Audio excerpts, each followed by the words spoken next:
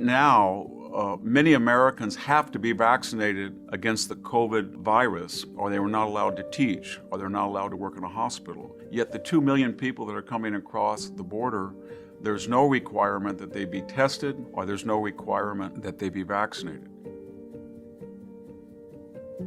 So the United States, of all countries in the world, at its very founding, had the idea that you could become an American if you crossed the borders and you accepted the American idea. So when people came from diverse countries, they had skills, they spoke English, and they came legally, and there was not whole blocks of ethnic castes that had grievances or they had difficulties in assimilation with the majority population.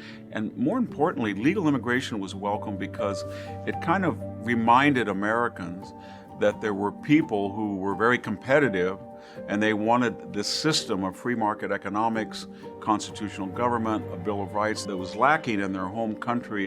What happens when the host itself, i.e. the United States, has lost confidence in its traditions and customs and doesn't feel that it should or has a right or it wouldn't be nice to impose their values on people who are arriving across a border. Then immigration turns from something very desirable and positive to something that can be very pernicious and dangerous. The corporate establishment has been a big advocate of open borders.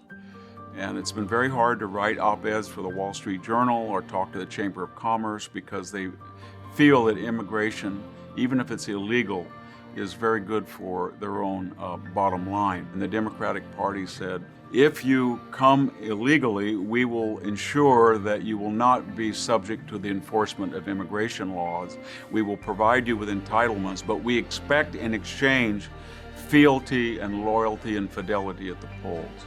And it explains right why now we do not enforce immigration law. Because too many parties have too many vested interests, and we look at the border and it is a construct. It doesn't exist in reality.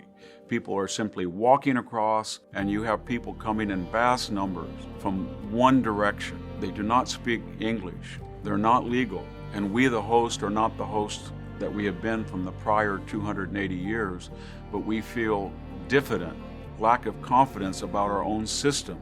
We don't feel we want to impose on our new visitors. We feel it would be cultural appropriation to tell them that this system is better than the one they're leaving. You add all of that up and you have chaos and the erosion of the idea of citizenship.